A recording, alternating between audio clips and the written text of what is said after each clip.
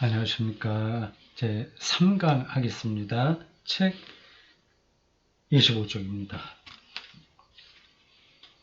C.S. 루이스의 순전한 기독교, Mere Christianity 3강 25쪽입니다. 오늘부터 본론에 들어가겠네요. 제 1부의 일부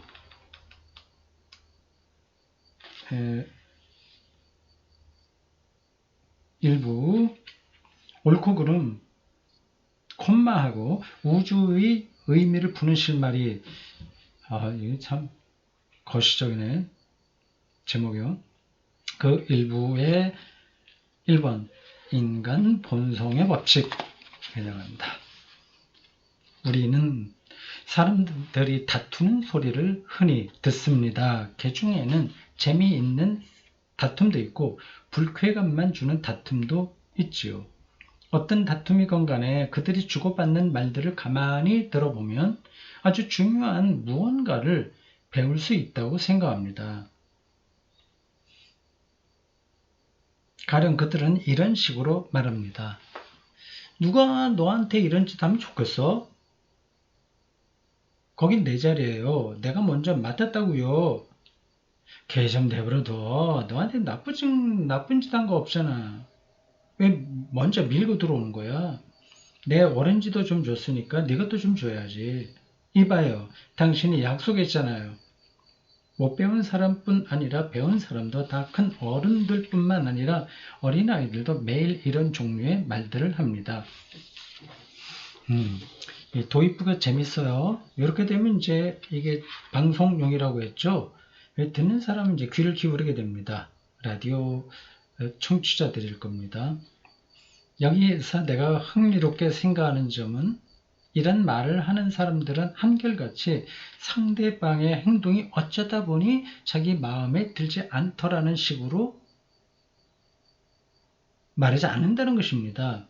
그런 상대방도 당연히 알고 있으리라고 기대되는 행동 기준에 호소합니다. 이런 말을 들은 사람이 그런 기준 따위는 집어치우시지 라고 대꾸하는 경우는 거의 없습니다. 오히려 실은 자신의 행동이 그 기준에 위배되는 것이 아니라 기준에 위배되긴 하지만 그럴 만한 사정이 있었다는 사실을 입증하려고 애쓰는 경우가 거의 대부분이지요.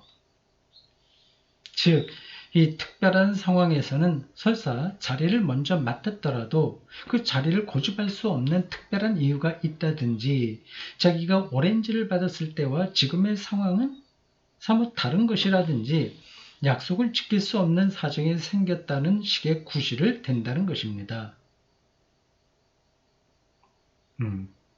어떤 기준은 다 이제 동의하고 이런저런 상황이 다른 것으로 다툼이 생긴다는 거죠. 사실 이것은 공정한 처신, fair play 할 때요. 페어하지 못하다는 거죠. 처신이라고 해도 좋고 바른 행동이라도 해도 좋고 도덕이라 해도 좋은 아니면 그 밖에 다른 이름으로 부를 수도 있는 어떤 법칙이나 규칙을 양쪽 모두 염두에 두고 있으며 서로 존경하는 말로 해야지 기분 나쁜 거 말하면 안 돼. 이게 기준인 겁니다. 실제로 거기에 동의하고 있다는 사실을 보여줍니다. 그들에게는 법칙이나 규칙이 있습니다. 만약 이런 것이 없다면 짐승처럼 으르렁거리며 싸울 수는 있겠지만 인간적인 의미에서 다툴 수는 없습니다. 논리적으로 기준이 없으면 논리적인 다툼이 안 된다고 하는 거죠. 서로 기준이 다른 상태에서는 이게 엇박자가 나는 거죠. 다툼이란 상대방의 그름을 밝히려는 행동이니까요. 기준이 있어야 잘못됐다는 걸 알잖아요. 기준. 두 사람 사이에 무엇이 옳고 그른가에 대해 일종의 합의가 이루어져 있지 않다면 다툼은 무의미한 일이 되고 맙니다. 풋볼 경기의 규칙에 대해 서로 합의가 이루어지지 않을 때 선수에게 파울을 선언하는 일이 무의미한 것처럼 말입니다. 됐어요. 여기까지. 사람들은 이러한 옳고 그름에 대한 법칙 혹은 규칙을 자연법이라고 불렀습니다. Law of Nature, 자연법. 자연법에서 그게 된다고 생각하는데 실제로 다 되는 걸까? 자연법으로? 자연법? 자연이 그걸 가르쳐 준다는 거 아니에요? 어떤 기준을. 사람 죽이면 안 돼. 이게 자연법이에요. 오늘날 우리가 자연법칙, Law of Natures, Nature, Laws 이라고 부르는 것은 보통 중력법칙이나 유전법칙, 화학법칙 등을 가리킵니다. 그러나 우리 전 시대의 사상가들이 옳고 그름에 대한 법칙을 자연법이라고 부른 것은 그것이 사실상 인간 본성의 법칙이라는 뜻에서였습니다. 인간 본성이 자연을 따르고 있다.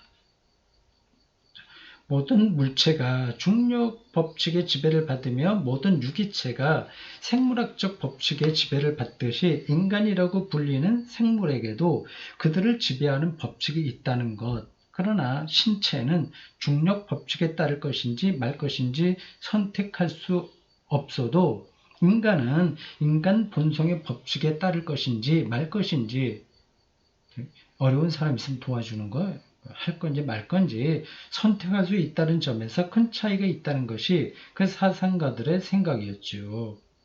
자연법 사상가들입니다. 이것을 다른 식으로 표현해 봅시다. 인간은 매 순간 여러 법칙의 지배를 받지만 그 중에서 한 가지 법칙만은 거부할 수 있는 자유가 있습니다. 한 가지 법칙 거부할 수 있다? 있는 자유가 있습니다. 많은 것을 거부할 수 있지 않나요? 한 가지만 그래. 봅시다. 인간은 몸을 가진 존재로서 중력의 지배를 받고 있으며 그것을 거부할 수 없습니다. 맞죠? 인간을 아무리 지탱 장치 없이 공중에 던지면 돌이 땅에 떨어지듯이 떨어지는 것 외에는 다른 선택의 여지가 없습니다. 그걸 이제 자연법칙, 그걸 얘기하는군요.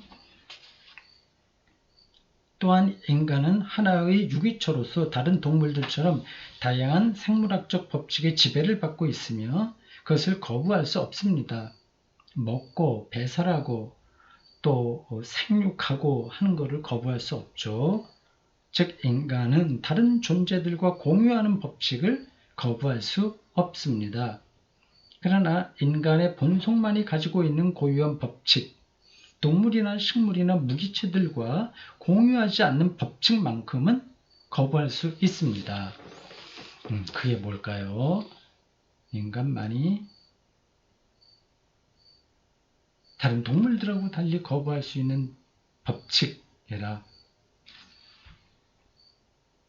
사람들이 이 법칙을 자연법이라고 부르는 것은 굳이 따로 배우지 않아도 인간이라면 누구나 자연스럽게 안다고 생각했기 때문입니다. 물론 이것을 모르는 이상한 사람을 전혀 만날 수 없다는 뜻은 아닙니다. 생명이나 음치가 가끔 있을 수 있듯이 이 법칙을 모르는 사람도 있을 수 있습니다. 그러나 인류 전체를 놓고 볼 때 인간이라면 누구나 바른 행동에 대한 인식을 분명히 가지고 있게 마련이라고 그들은 생각했습니다. 저는 그 생각이 옳다고 믿습니다.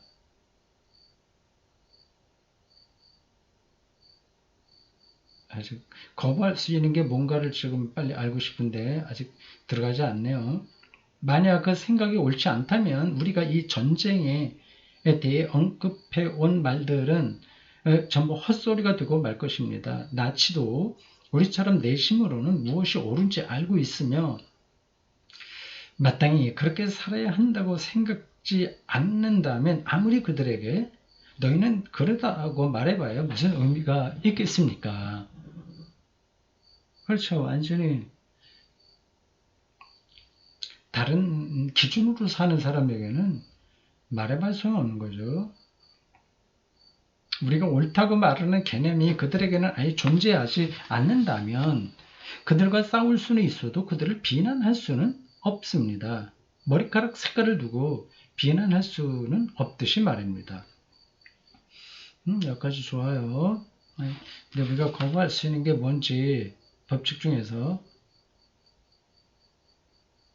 그게 아직까지 안 나왔어요. 이게 도덕법이라는 건가? 아직은 딱 나오지 않았습니다. 더 보죠. 문명이나 시대에 따라 도덕도 크게 다르다는 이유로 인간 누구나 알고 있는 자연법이라는 것은 그리 견고한 개념이 못 된다고 말하는 이들이 있다는 것을 저도 알고 있습니다.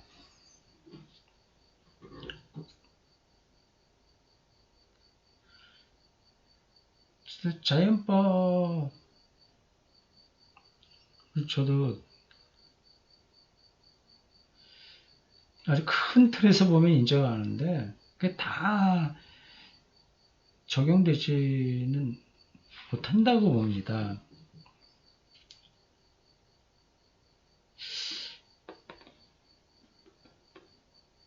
그 자연법은 그냥 사람 가만히 두어도 다 저절로 뭐가 옳은지 그른지를 자연에 따라서 다 알게 된다는 거 아니겠습니까?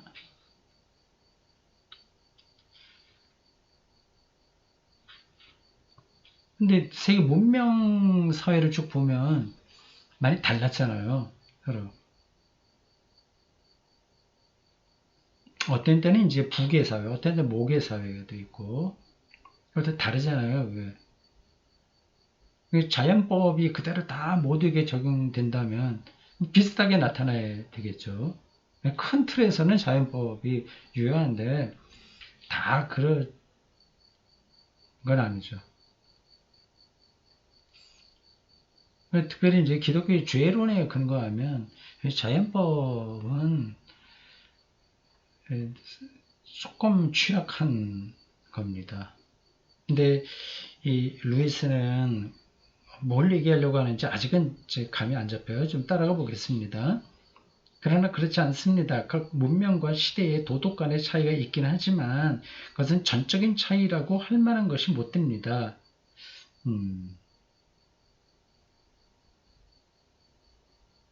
예컨대 고대 이집트, 이집트인, 바빌로니아인, 인도인, 중국인, 그리스인, 로마인들의 도덕을 비교하면 그것들이 서로 아주 비슷할 뿐만 아니라 우리 시대의 도덕과도 비슷하다는 사실을 발견하고 놀랄 것입니다. 전반적으로는 비슷하죠. 서로 도와주고 협동하고 용감해야 하고 어려운 사람들 도와줘야 되고 그런 것들입니다. 저는 인간 폐지라는 인간 폐지 제목이 특이합니다. 책의 부록에 그 증거들을 모아 놓았습니다. 그러나 여기에서는 각각의 도덕이 전적으로 다를 경우 어떤 일이 일어날까 생각해 보는 것만으로도 충분합니다. 예를 들어 전투 중에 주랭랑치는 행동을 높이 평가하거나 자기에게 가장 친절했던 사람을 배신해 놓고 으쓱거리는 곳이 있을 수 있는지 생각해 보십시오. 그보다는 차라리 2 더하기 2가 5 되는 곳을 상상하는 편이 나을 겁니다. 근데 비겁하고 배신하는 것을 좋다고 말하는 사회가 존재하겠냐? 그건 불가능하다고 합니다.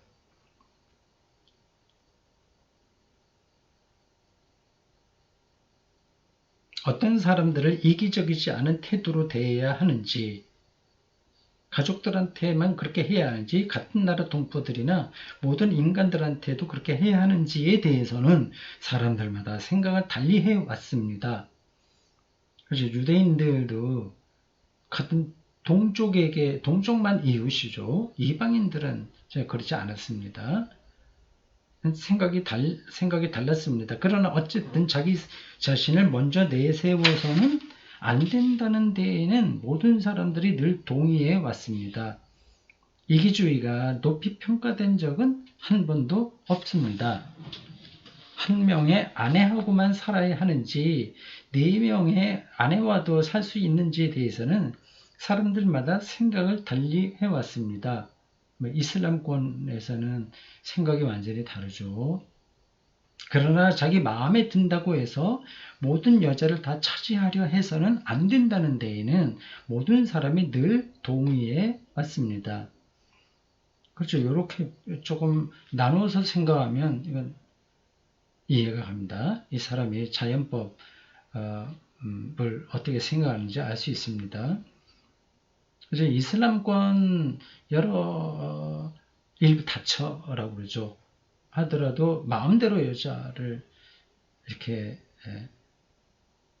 차지하는 거, 이게 안 된다고 하는 건 이슬람권에도 인정되는 거죠.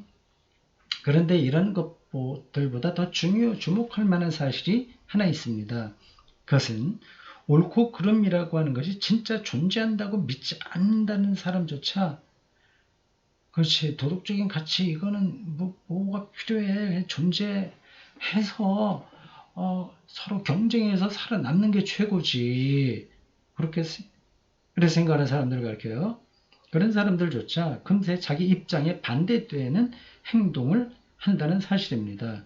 그는 자기가 남에게 한 약속은 마음대로 어기면서도 남이 자기한테 한 약속을 어기려고 하면 당장에 이건 공정치 못해 하면서 불평을 터뜨립니다. 조약이란 하등 중요한 것이 아니라고 주장하던 국가가 바로 다음 순간에 이 조약은 불공정 조약이므로 파기한다고 말하는 이율배반을 저지르기도 합니다.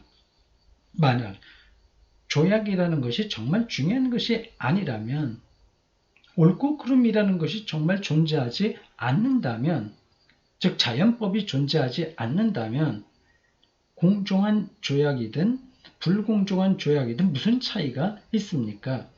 이것은 겉으로 무슨 말을 하든 간에 사실은 그들 역시 다른 사람들처럼 자연법을 알고 있음을 무심결에 드러내는 것이 아닙니까?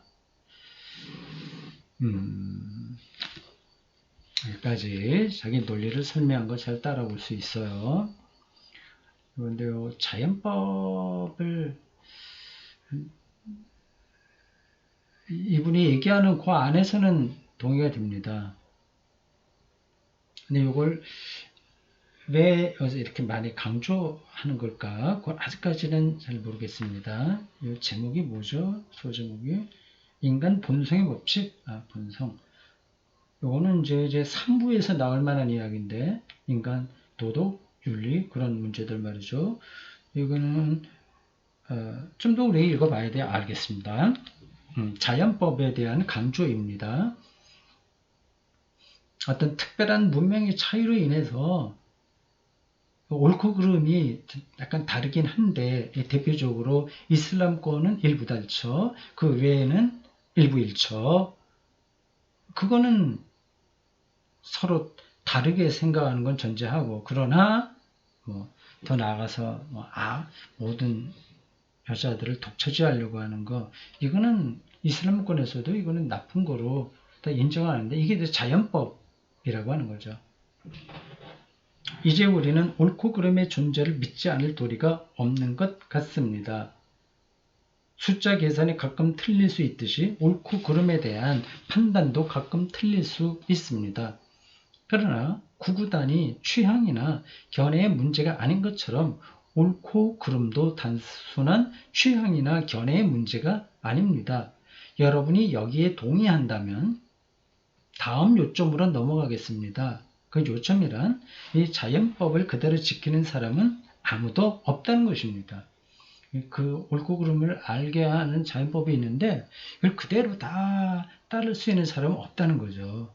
그게 아마 기독교의 죄론하고 연관되는 걸까요? 혹시 여러분들 가운데 예외가 있다면 양해해 주십시오. 이 책에서는 그런 분들에 관한 이야기는 하지 않을 것이므로 그런 분들은 도사를 얘기하는 거예요. 완전히 모든 것들을 초월해서 자연의 옳고 그름에 따라서 100% 그냥 그 순리대로 사는 사람들 그런 사람들은 대상이 아니다 적어놓고 그런 분들은 다른 책을 읽으시기 바랍니다. 자, 그러면 그런 분들을 제외한 평범한 사람들끼리 이야기해 봅시다. 이제부터 제가 하는 말을 오해하지 마시기 바랍니다. 저는 설교를 하려는 것이 또 아니고 남보다 잘난 척 하려는 것도 결코 아닙니다. 저는 다만 한 가지 사실에 주의를 모으고 싶을 뿐입니다. 그래서 우리가 이 해, 이 달, 아니 바로 오늘, 금년, 이번 달, 이거 바로 오늘 다른 사람들에게 기대하는 행동을 스스로 실천하는데 실패했다는 사실입니다. 실패하죠. 우리는 이 실패에 대해 온갖 변명을 둘러댑니다. 내가 아이들을 부당하게 대한 것은 그때 너무 피곤했기 때문이야. 금전거래에서 좀 부정직한 짓을 한 건 지금은 그런 짓을 했다는 사실조차 잊어버리지만 그때 형편이 너무 어려웠기 때문이지. 아무리 노인을 위해 무언가를 해주겠노라고 약속한 적이 있긴 하지만 이렇게 바빠질 줄 알았다면 그런 약속 같은 건 하지 않았을 텐데. 내 행동이 아내 또는 남편이나 누이 또는 형제들을 그렇게 화나게 만들 줄 알았다면 왜 이런 짓을 할 생각을 했겠어. 어쨌든 나란 인간은 도대체 왜 이 모양일까. 이런 건 많은 사람들의 생각입니다. 이게 아주 현실적인 인간의 모습이죠. 저도 여러분과 다를 바가 없습니다. 저 또한 자연법을 지키지 못하고 있으며 누군가 그 사실을 지적하는 순간 엄청나게 많은 변명거리들을 줄줄 늘어놓습니다. 그렇죠. 이거 완전히 해결된 사람은 없을 거요. 왜 선악과 따먹었냐 했을 때 아담과 이브가 변명했던 것처럼 계속 그렇게 합니다. 이건 그거마저도 우리의 자연적인 모습이겠죠. 기독교는 죄라고 얘기하는 건데 죄가 자연법에 있는 거냐 아니면 다른 데서 온 거냐 하는 논쟁도 가능합니다. 근데 이거 기독교적인 차원에서 본다면 그래서 우리가 극복을 못해요. 다만 그거는 자연적이라고 할 수 있습니다. 근데 그 말이 또 모순되는 게 자연적이라고 하면 하나님이 창조한 그 상태를 가리키는데 하나님이 선하게 창조하셨단 말이에요. 그 자연 그대로 에덴 동산에서 살 수 있도록 그렇게 하셨는데 그게 이제 자연법이죠. 근데 실제로는 또 그렇게 되지 않아요. 못 살아요. 그 사이에 들어오는 게 죄입니다. 타락이죠. 신락원, 낙원을 잊어버린 인간의 실존입니다. 그건 우리가 다 알고 있는 바예요. 루이스가 여기서 뭘 얘기하려고 하는지 이제 거의 다 읽었는데 어떻게 된 거야? 인간 본성의 법칙이 첫 번 항목이에요. 본성의 법칙. 일단 본성적으로 옳고 그름은 대다수를 알게 되어 있다. 그죠? 옳고 그름을 아는데 다른 짐승들과 비교할 때 인간이 다른 것에 똑같이 다른 짐승들하고 자연 법칙, 중력이나 먹고 배설하고 하는 건 다 똑같이 이게 저항을 못하는 건데 옳은 행동을 하느냐 그걸 거부하느냐에서는 인간이 동물하고 다르다고 하는 거죠. 그 자연법으로 주어진 건데 그것을 중력은 아무도 거부할 수가 없어요. 그런데 사랑하고 도와주고 정의롭고 용감하고 그런 것들은 거부할 수 있어요. 그러니까 지금 루이스가 얘기하려고 하는 핵심 바로 거기에 있습니다. 그게 이제 다른 동물들하고 차이점이라고 하는 건데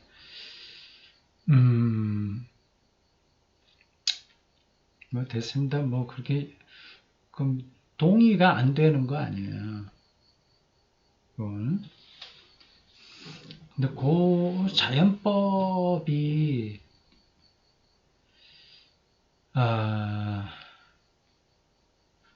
지금 우리는 신라원에서 살고 있는 거 아니겠습니까? 에덴 동산이 아니라 에덴 동산의 이제 그 구약 성경을 근거로 해서 얘기하는 겁니다. 그것도 다 이거 연관되는 문제예요. 에덴 동산이 그게 이제 정말 그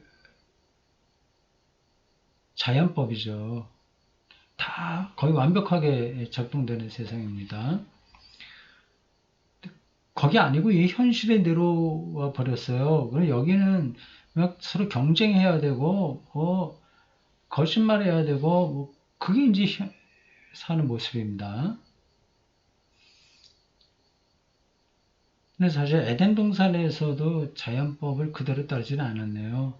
아담과 이브가 하나님의 명령을 그대로 따르지 않았습니다. 하나님의 명령이 자연법이거든요. 근데 에덴 동산에서도 자연법을 따르지 않 거절한 아담과 이브인데 이제 완전히 신라권에서 사는 우리들에게는 그것이 숙명이 되버린 그것이 오히려 본성이 되버린 거예요. 여긴 지금 제가 루이스 이야기를 다 부정하려고 하는 게 아니라 사실 복잡한 어떤 그 이야기의 판단 뭐 그런 것들이 섞여 있어 갖고 지금 요 첫 장에 나온 요 대목은 이렇게 아주 깔끔하게 정리된 글은 아닌 것 같습니다. 제가 보기에는.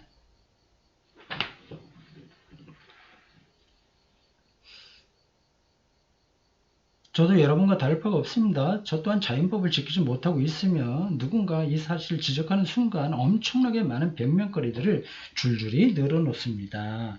그 변명거리들이 그럴듯하냐 아니냐는 문제가 되지 않습니다.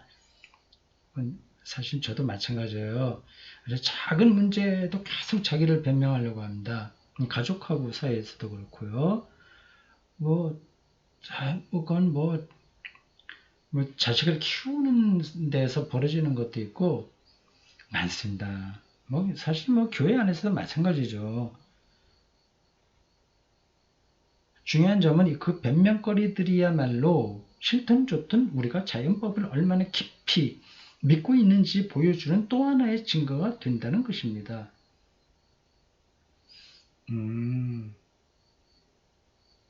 자연법이 있다.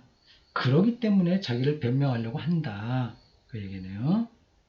만약 다른 행동이 존재한다는 사실을 믿지 않는다면 우리가 바르게 행동하지 못했다고 해서 그렇게 변명거리를 찾느라 노심초사할 이유가 뭐가 있겠습니까?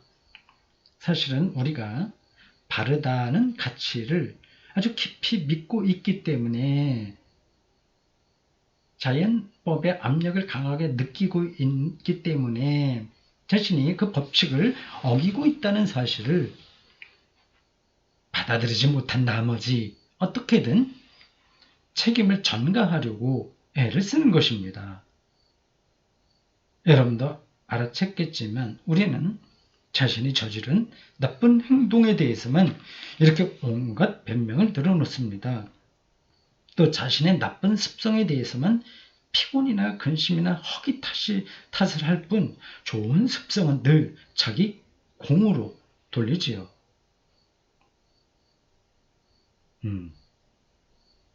제가 말하고 싶은 요지는 두 가지입니다. 결론이에요. 첫째, 지구 위에 사는 인간은 누구나 일정한 방식으로 행동해야 한다는 기묘한 생각을 갖고 있으며 옳게 행동한다는 거죠. 그 생각을 떨쳐버리지 못한다는 죄입니다. 선하게 창조되었기 때문에 그럴까요? 다 그렇게 하려고 하는데 안 될 뿐이죠. 둘째, 그럼에도 불구하고 사실 사람들은 그런 방식으로 행동하지 않는다는 점입니다. 알고 있는 선을 따르지 않는다는 거죠. 그들은 자연법을 알고 있습니다. 그러나 그것을 어기고 있습니다. 이 두 가지 사실이야말로 우리 자신과 우리가 살고 있는 이 우주에 대해 명확하게 생각할 수 있게 해주는 토대입니다. 여기까지입니다.